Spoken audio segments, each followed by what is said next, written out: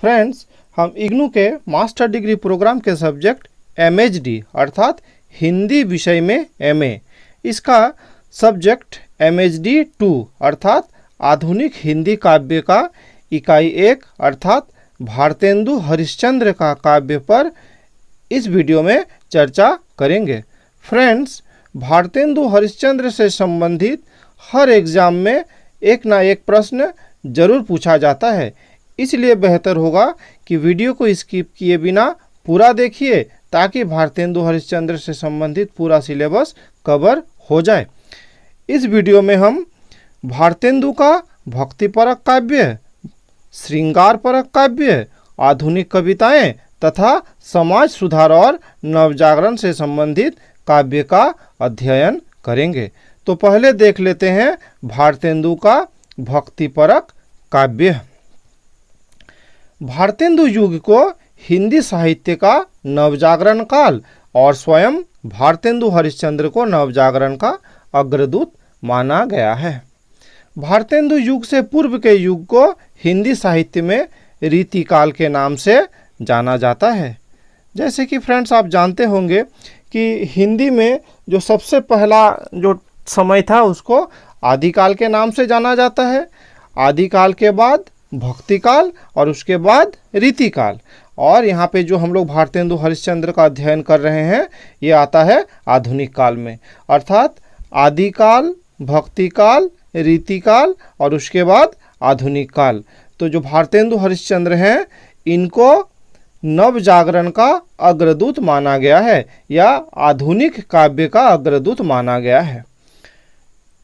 जो रीतिकाल था तो इस काल में कविता विलासिता के पंख में डूबी हुई थी। इस काल में अधिकांश कवि राजाश्रित दरबारी तथा श्रृंगार वृत्ति के रसिक कवि थे। उन्होंने दरबारों में राजाओं और मनसबदारों की चाटुकारिता में उन्हें प्रसन्न करने में, हंसाने में, चमत्कृत करने, उनकी रंगरलियों को और मधुर बनाने के लिए काव्य के परंपरागत लक्षण के आधार पर कविता का सृजन किया। अर्थात ये जो प्रवृत्तियां हैं ये रीतिकाल की प्रवृत्तियां हैं, जहाँ पे अधिकतर कवि दरबारी थे, राजा के दरबारों में रहते थे, राजा के प्रशंसा में कविताएं लिखते थे, काव्य का रचना करते थे। ठीक है। रीतिकाल के विपरीत इस आधुनिक युग में हिंदी कविता का विषय रूप, भाव, भाषा के स्तर पर पुरानी केंचुल उतारकर नया रूप धारण करने का प्रयास करती है। कविता दरबारों से निकलकर सीधे जनता के साथ संबंध स्थापित करती है। इन सब प्रयासों में भारतेंदु हरिश्चंद्र एक अग्रणी साहित्यिक की भूमिका निभाते हैं। भारतेंदु हरिश्चंद्र ने नाटक, कविता, निबंध आदि कई साहित्यिक विधाओं को अपनी रचनात्मक अभिव्यक्ति का माध्यम बनाते हुए और पत्रकारिता द्वारा साहित्य और समाज के संबंधों को नए ढंग से समझने समझाने का प्रयास किया। भारतेंदु की कविताओं का एक बड़ा अंश भक्तिपरक कविताओं का है। भारतेंदु ने काव्य की जिस सुदृढ़ परंपरा को विरासत में हासिल किया उसमें विशाल भक्ति काव्य शामिल है। अपने जीवन काल में उनकी काव्य रचना का आरंभिक हिस्सा धार्मिक कविताओं के रूप में परंपरा पालन करते हुए सामने आता है। यद्यपि उनकी ये कविताएं भी राष्ट्रीय जागरण की मूल प्रवृत्ति से किसी न किसी रूप में प्रभावित नजर आती है। अर्थात भारतेंदु जो परंपरा था, पुराना जो परंपरा था, उससे कन्नी काटकर आगे बढ़ना नहीं चाहते थे। वे चाहते थे कि उस परंपरा का पालन किया जाए, उस परंपरा में जो अच्छाई है उसको परखा जाए, देखा जाए और फिर आगे बढ़ा जाए। उनकी प्रमुख भक्तिपरक कविताएं भक्त सर्वस्व, प्रेम मालिका, वैशाख महत्व, प्रातः स्मरण मंगल पाठ, देवी छद्मलीला, रानी छद्मलीला आदि है। यहाँ पर कुछ काव्यों का नाम याद रखना जरूरी है। ठीक है। भक्त सर्वस्व में राधा और कृष्ण के प्रति भक्त की भक्ति भाव की व्यंजना करते हुए पुराणों के अनुसार उनके चरण चिन्हों का वर्णन है। वैशाख महत्व, इसमें वैशाख महीने के स्नान की महिमा का वर्णन है। वैसे ही अन्य कविताओं में भी राधा कृष्ण के प्रेम का, प्रेम के महत्व का, ईश्वर के प्रति निवेदन का, राधा कृष्ण के मिलन का वर्णन किया गया है। उनकी कविताओं में सगुणवादी परंपरा का ही अनुकरण दिखाई देता है। यहाँ पे ये शब्द समझ लेना जरूरी है, सगुणवादी। जैसे कि आप जानते होंगे कि भक्ति काव्य को दो शाखाओं में बांटा जाता है, सगुणवादी तथा निर्गुणवादी। सगुणवादी अर्थात जो भगवान के साकार रूप का विश्वास करते हैं, और निर्गुणवादी अर्थात जो भगवान को निर्गुण निराकार मानते हैं। तो यहाँ पर भारतेंदु हरिश्चंद्र वो सगुणवादी परंपरा का ही अनुकरण करते दिखाई देते हैं। भारतेंदु पारिवारिक संस्कारों और अपने मत के अनुसार स्वयं को सगुण भक्ति के पक्ष में खड़ा करते हैं। 19वीं शताब्दी में बंगाल से सामाजिक धार्मिक नवजागरण की जो लहर उठी, उससे धार्मिक काव्य परंपरा के अनुपालन पर कई प्रश्न लग गए। धार्मिक सामाजिक सुधारवादी आंदोलन, धर्म की रूढ़िवादिता, अंधविश्वास, धर्म द्वारा प्रेरित सामाजिक कुरीतियों का जोरदार खंडन करके समाज सुधार पर बल देने का कार्य हो रहा था। भारतेंदु हरिश्चंद्र पर भी इसका प्रभाव पड़ा। उन्होंने भी ऐसी मान्यताओं के विरुद्ध में कविताएं लिखी। अर्थात यहाँ पे 19वीं शताब्दी में बंगाल में जो नवजागरण की प्रक्रिया चल रही थी, जैसे आर्य समाज के संस्थापक जो थे दयानंद सरस्वती, या फिर ब्रह्म समाज के राजा राम मोहन राय, ऐसे ईश्वर चंद्र विद्यासागर, सभी सामाजिक सुधार के आंदोलन जो चला रहे थे, इनका प्रभाव भारतेंदु हरिश्चंद्र पर भी पड़ा। स्वामी दयानंद एवं उनके आर्य समाज द्वारा मूर्ति पूजा, ईश्वर के सगुण रूप का विरोध उन्हें नहीं जचता था। क्यों? क्योंकि वे सगुणवादी थे, और यहाँ पर जो आर्य समाज का जो सिद्धांत था उसके अनुसार ये मूर्ति पूजा, ईश्वर के सगुण रूप का विरोध किया जाता था। तो ये भारतेंदु हरिश्चंद्र को नहीं जचता था, किंतु उसके सामाजिक सुधारों का ये समर्थन करते थे। इसी प्रकार ब्रह्म समाज की धार्मिक मान्यताओं के यदि वे विरोधी थे, तो उनकी सामाजिक सुधार की मान्यताओं के पक्षधर भी थे। ब्रह्म समाज के सामाजिक आंदोलन के भी वे पक्षधर थे।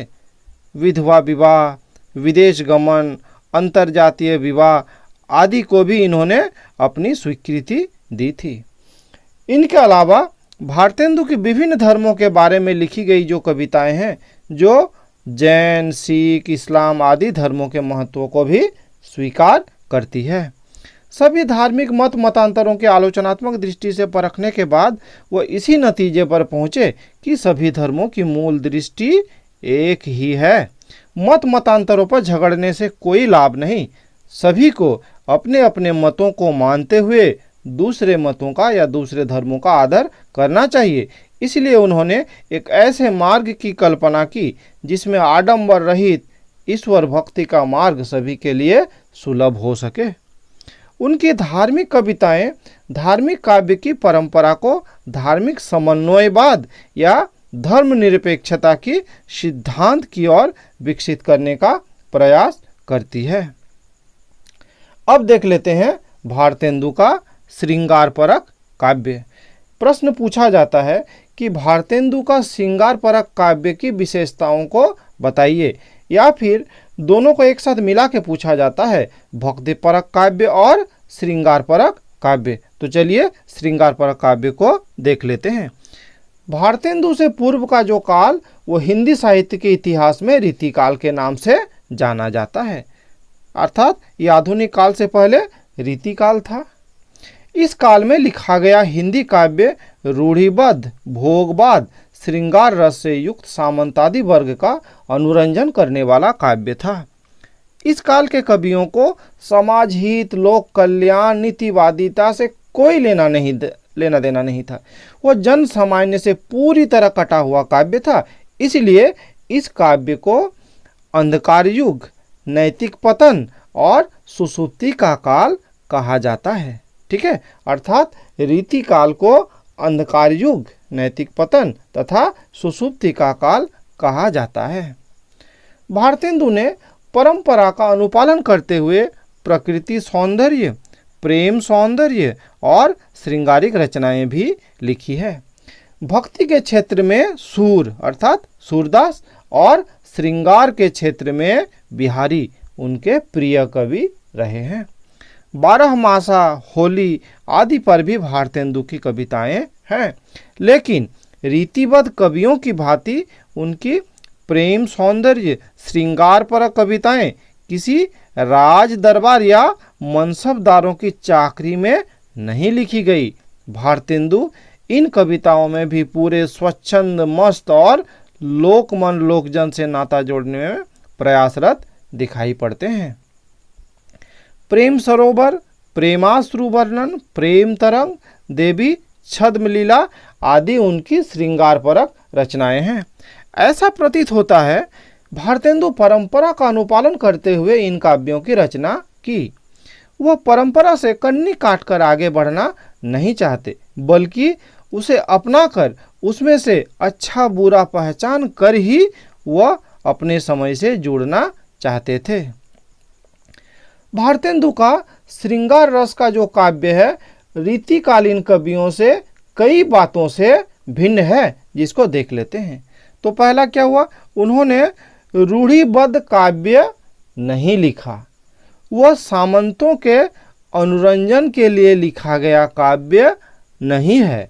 वैसे ही उसमें बिहारी की तरह चमत्कार लाने की प्रवृत्ति नहीं है। उनके काव्य में घनानंद की तरह स्वच्छंदतावादी प्रवृत्ति है।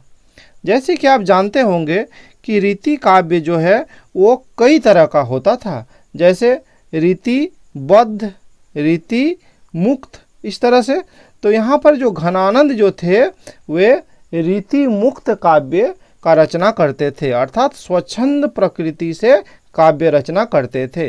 तो भारतेंदु की जो श्रृंगार परक रचनाएं हैं वो घनानंद की तरह ही स्वच्छंदतावादी प्रवृत्ति की है।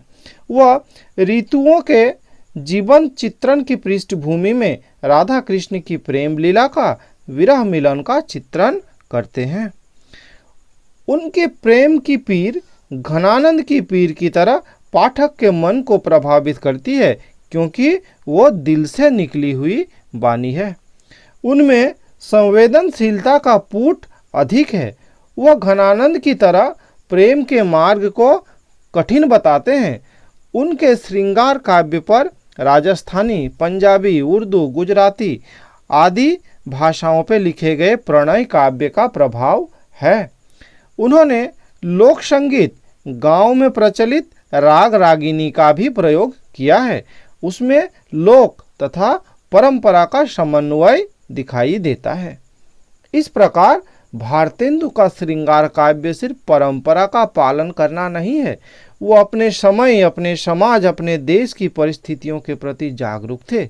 अपने युग के दबावों को महसूस करने वाले संवेदनशील साहित्यकार थे। अतः उन्होंने देश के प्रति अपनी पीड़ा को वाणी दी है। अब देख लेते हैं भारतेंदु की आधुनिक कविताएं। अधिकतर जो प्रश्न है इसी सेक्टर से पूछे जाते हैं, अर्थात भारतेंदु की आधुनिक कविताएं। लेकिन जो प्रश्न है ये कई तरह से पूछे जाते हैं। सबसे अधिक जो पूछे जाते हैं वो है भारतेंदु के काव्य में देशभक्ति और राजभक्ति के अंतर्द्वंद का सोदाहरण विवेचना कीजिए। ठीक है, तो यहाँ पर हम लोग देशभक्ति से संबंधित काव्य भी देखेंगे, राजभक्ति से संबंधित काव्य भी देखेंगे और समाज सुधार से संबंधित काव्य भी देखेंगे। ठीक है, तो चलिए देख लेते हैं। तो पहले देख लेते हैं राजभक्ति। राजभक्ति अर्थात क्या हुआ, जो देश के जो राजा हैं या देश के जो सरकार हैं उसके प्रति भक्ति। तो उस समय का जो समय था उसमें भारत में पहले तो कंपनी का शासन था, ईस्ट इंडिया कंपनी का, और उसके बाद जो 1857 का जो क्रांति हुआ, उस क्रांति के बाद भारत में अंग्रेजों का शासन हो गया।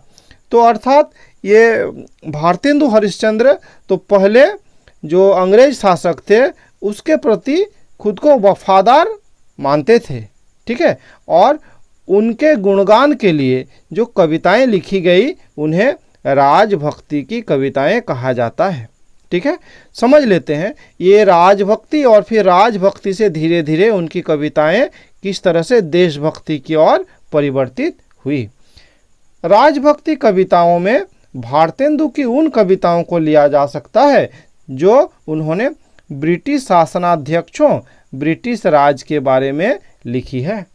भारतेंदु ने प्रथम कविता महारानी विक्टोरिया के प्रति अल्बर्ट की मृत्यु पर 1861 ईस्वी में लिखकर उनके प्रति सहानुभूति प्रकट की।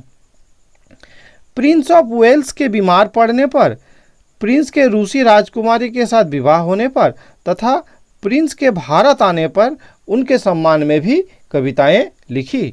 यही नहीं, प्रिंस ऑफ वेल्स को भारत का दुख जानने के लिए आया हुआ मानकर उनके सामने भारत की पीड़ा को भी व्यक्त करते हुए कविताएं लिखी हैं। भारतेंदु की ऐसी कविताओं के आधार पर उन पर ब्रिटिश राज के प्रति वफादार होने का आरोप भी लगाया जाता रहा है, लेकिन वस्तु स्थिति ऐसी नहीं है। महात्मा गांधी ने भी तो व्यक्तिगत व्यवहार के स्तर पर अंग्रेजों से कभी बिगाड़ नहीं किया और उनका अनेक अवसरों पर सत्कार किया। तो 19वीं शताब्दी के एक राजभक्त परिवार के सदस्य से ये आशा क्यों करनी चाहिए कि वह उपनिवेशवाद विरोधी वैचारिक संघर्ष में सभी अंग्रेज को एक ही नज़र से देखेगा और उनसे मानवीय रिश्ते तोड़ लेगा, ठीक है। ये उपनिवेशवाद क्या होता है कि अगर कोई देश दूसरे देश पर अपने फायदा के लिए शासन करे तो उसे उपनिवेशवाद कहा जाता है। तो पहले तो ये समझ में नहीं आया कि अंग्रेज जो थे वो भारत को लूटना चाहते थे या भारत पे स्वच्छ तरीके से प्रशासन चलाना चाहते थे।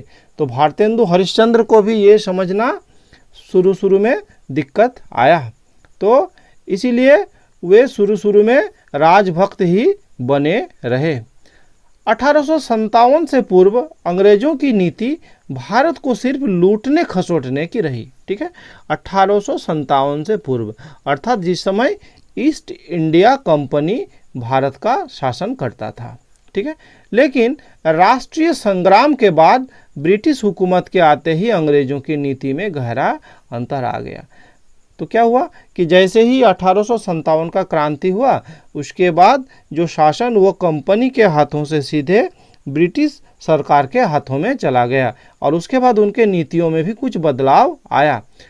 1858 के घोषणा पत्र में महारानी ने जो लंबे चौड़े वायदे किए थे उन्हें पढ़कर कोई भी ये नहीं कह सकता कि ब्रिटिश राज यहाँ लूट खसोट के मकसद से पांव जमा रही है। इसमें भी कोई दो राय नहीं है कि उस समय तक देश की राजनीतिक हालत ऐसी हो चुकी थी, नवाबों, राजाओं, सामंतदारों के आलसी शोषणपरक प्रवृत्तियों से प्रजा बेहाल थी। सामाजिक बुराइयों, धार्मिक अंधविश्वासों से समाज पतन की ओर अग्रसर था। ऐसे में ब्रिटिश हुकूमत के द्वारा ज्ञान विज्ञान, नई तकनीकी, नए प्रशासन की तरकीबें, स्वच्छ प्रशासन के आश्वासन निश्चय ही मन को लुभाने वाले थे। भारतेंदु ने Lord Lawrence, Lord Mayo, Lord Ripon के प्रति कविताएं लिखकर अपनी श्रद्धांजलि प्रकट की है। वो अकारत नहीं है। लॉर्ड लॉरेंस ने देश की आर्थिक उन्नति के लिए बहुत कुछ किया। यह बात दिगर है कि ब्रिटिश सत्ता के ये सभी सुधार अपने पैर जमाने की चालबाज तरकीबों का ही एक दिखावटी हिस्सा था। ऐसे लॉर्ड मेयो ने भी अपने अल्प शासनकाल में देशी राजाओं और प्रजा का आदर अर्जित करने के अनेक कदम उठाए। सार्वजनिक जीवन से भ्रष्टाचार मिटाने की व्यवस्था भी मेयो ने की थी। लॉर्ड रिपन ने अपने शासनकाल के दौरान सुधार के जितने कार्य किए उन्हीं के कारण उन्हें इतनी प्रशंसा मिली। ध्यान देने की बात है कि भारतेंदु अंधे राजभक्त नहीं थे। लॉर्ड हेस्टिंग्स, लॉर्ड लीटन के प्रति उनकी आलोचनात्मक टिप्पणियां इस बात की गवाह है। लॉर्ड लीटन के शासनकाल में लगभग 50 लाख से भी अधिक लोगों की अकाल मृत्यु हुई थी। उनके कुशासन की अनेक त्रुटियों की भारतेंदु ने कटु आलोचना की है। अब देख लेते हैं देशभक्ति से संबंधित कविताएं। तो पहले जो भारतेंदु का समझ था वो राजभक्ति का था, इसलिए उसी से संबंधित कविताएं लिखते थे। अब जब ब्रिटिश शासन का पोल खुलने लगा, कलई खुलने लगी, तब इनको समझ में आया कि नहीं, ये तो क्या लूट खसोट के मकसद से ही भारत आया है।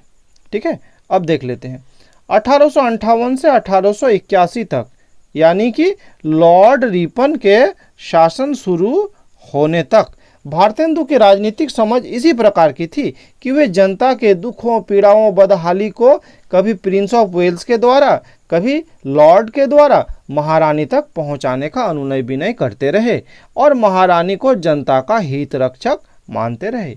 बाद में उपनिवेशी साम्राज्यवाद की सुधारवादी नीति की कलई उसके सामने उतरती गई। इस बात को समझ गए कि साम्राज्यवाद सामंतवाद के साथ मिलकर वही पुराना लूट खसोट का खेल खेल रहा है और जनता की वास्तविक तकलीफों को दूर करने का उनका इरादा पाक साफ नहीं है। वे यह भी देख रहे थे कि अंग्रेजी सत्ता ने जनता और अपने बीच ऐसे लोगों की एक जमात को प्रश्रय देकर खरीद लिया है जो अंग्रेजी सत्ता के न्यायिक होने का बिगुल बजाते रहे और बदले में लूट का एक हिस्सा हासिल करती रहे।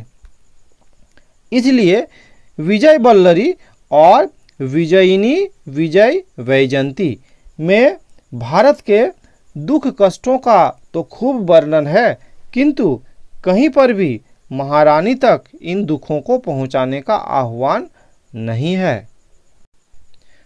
विजय बल्लरी अफगान युद्ध के समाप्त होने पर और विजयिनी विजय वैजयंती मिस्र विजय के बाद लिखी गई, लेकिन दोनों कविताओं का मूल लक्ष्य राजभक्ति प्रदर्शन नहीं बल्कि राजभक्ति को आधार बनाकर अंग्रेजों के शोषण अत्याचार को उद्घाटित करना है। वस्तुतः ये औपनिवेशिक सुधारवाद से मोह भंग की कविताएं हैं। अर्थात भारतेंदु हरिश्चंद्र को अच्छे तरह से समझ में आ गया कि अंग्रेजों का ये जो नीति है वो किस लिए है। भारतेंदु की यही बदली हुई समझ नए जमाने की मुकरी में भी दिखाई देती है। वे कहते हैं, भीतर भीतर सब रस चूसे, हंसी हंसी के तन मन धन मुँह से, जाहिर बातन में अति तेज, क्यों सखी सज्जन नहीं अंग्रेज। उपनिवेशवादी सुधारवाद की पोल इस मुकरी में पूरी तरह खुलकर सामने आ जाती है। अंग्रेज लड़ाई झगड़े से नहीं, हंसकर चालबाजियां करके लूटने में लगे हैं। अब देख लेते हैं राष्ट्रीय चेतना, अर्थात राजभक्ति, फिर देशभक्ति और अब राष्ट्रीय चेतना से संबंधित कविता। विजयिनी विजय वैजयंती कविता जो मिस्र विजय के उपलक्ष्य में लिखी गई थी, किंतु प्रकारांतर से औपनिवेशिक अंग्रेजी राज्य की चालबाजियों, झूठे आश्वासनों को नंगा करती चलती है। मिस्र विजय का अभिनंदन करते हुए अचानक भारत का ऐतिहासिक गौरव, भीम अर्जुन नकुल सहदेव की याद, भारत की वर्तमान दुर्दशा का वे वर्णन करने लगते हैं। अब कोई ऐसा मौका खोना नहीं चाहते जिसमें भारत की वास्तविक स्थिति उसके लिए जिम्मेदारी आदि प्रश्नों के सामने न लाए। मिस्र विजय का विजयोत्सव मनाने के लिए बनारस इंस्टीट्यूट की एक विशेष सभा 1882 में बनारस के टाउन हॉल में हुई थी। वहीं भरी सभा में भारतेंदु ने एक कविता पाठ करते हुए कहा, जो भारत जग में रहियो सबसो उत्तम देश, ताही भारत में रहियो अब नहीं सुख को क्लेश। भारतेंदु की नज़र में भारत की ऐसी दशा का सबसे बड़ा कारण आक्रमणकारी अंग्रेज है। दूसरा कारण जनता की रूढ़िवादिता, धर्मांधता और सामाजिक रूढ़ियां हैं। तीसरा कारण आलस्य, अपव्यय, झूठी शान शौकत तथा चौथा कारण है उनकी कायर प्रवृत्ति। देशवासियों को यह कारण बताकर अपनी कविताओं में उन्हें फटकार भी लगाते हैं और सुधरने का आह्वान भी करते हैं। देश की उन्नति के लिए सब कुछ भूलकर, ऊंच नीच जाति को छोड़कर एक होने की प्रेरणा भी देते हैं। इस प्रकार कहा जा सकता है कि ब्रिटिश राज पर विश्वास से आरंभ करके भारतेंदु की राजनीतिक समझ औपनिवेशिक सुधारवाद, साम्राज्यवाद और सामंतवाद की चालाकियों को समझने में और उन्हें नंगा करने में सक्रिय हुई है। इसलिए भारतेंदु की कविताएं यदि एक और राजभक्ति का भ्रम पैदा करती है तो दूसरे ही क्षण देश की दुर्दशा के कारणों का खुलासा करते हुए राष्ट्रीय एकता के लिए जनता को एकजुट करने का आह्वान भी करती है। अब देख लेते हैं इसका अंतिम टॉपिक, समाज सुधार और नवजागरण। मध्यकालीन भारतीय समाज की रूढ़िवादिता, संकीर्णता, अंधविश्वासी चेतना को पश्चिमी ज्ञान विज्ञान के आलोक में झकझोर कर जगाने का काम बंगाल में राजा राममोहन राय, ईश्वर चंद्र विद्यासागर, केशव चंद्र सेन, स्वामी विवेकानंद आदि विद्वानों ने अपने हाथों में लिया था। बाल विवाह पर रोक, विधवा विवाह की अनुमति, नारी शिक्षा, अंधविश्वासों का नकार आदि सामाजिक क्रांति के स्वर गूंजने लगे थे। भारतेंदु यात्रा के शौकीन थे। अपने छोटे से जीवन काल में उन्होंने देश के विभिन्न भागों की अनेकों यात्राएं की थी। बंगाल की यात्राओं का लाभ उन्हें वहां समाज सुधार की प्रगति देखकर मिला, जिसका खुले मन से स्वीकार कर हिंदी प्रदेश में वे ज्योति ले आए और खुलकर सामाजिक सुधारों का झंडा उठा लिया। सामंती संस्कारों के चलते भारतेंदु स्वयं रसिक मिजाज के थे। उनकी 2 प्रेमिकाएं थीं, किंतु नारी के प्रति उनके दृष्टिकोण में बंगाल के नवजागरण मूलक आंदोलन का व्यापक प्रभाव पड़ा था। वे नारी शिक्षा के हिमायती थे, वैश्यागमन के खिलाफ थे, नारी को पुरुष के बराबर मानने के पक्षधर थे। स्त्री प्रयोगी पत्रिका बाला बोधिनी का वे प्रकाशन भी शुरू किए थे। भारतेंदु ईश्वर चंद्र विद्यासागर के संपर्क में आए, जिन्होंने विधवा विवाह के पक्ष में पौराणिक ग्रंथों से काफ़ी सबूत जुटाए थे। भारतेंदु स्वयं विधवा विवाह के समर्थक हो गए थे। वैदिकी हिंसा हिंसा न भवति एक रचना है उनका, में वे कहते हैं कि पति के नष्ट हो जाने पर, मर जाने, लापता हो जाने, नपुंसक हो जाने, पतित हो जाने पर, इन 5 प्रकार की विपत्तियों में पड़ी स्त्रियों के लिए दूसरे पति का विधान है। समाज की रूढ़िवादिता का विरोध करते हुए भारतेंदु शिक्षा और अपनी भाषा के प्रति उदासीनता के लिए चिंता व्यक्त करते हैं। अंग्रेजों का मकसद अंग्रेजी शिक्षा के द्वारा लोगों की ऐसी जमात खड़ा करना था जो प्रशासन में उन्हें सहयोग दे सके। भारतेंदु नवजागरण की अंग्रेजी शिक्षा का माध्यम के पक्षधर तो थे, पर वे चाहते थे कि लोग अंग्रेजी सीखकर विश्व के ज्ञान विज्ञान से परिचित हो।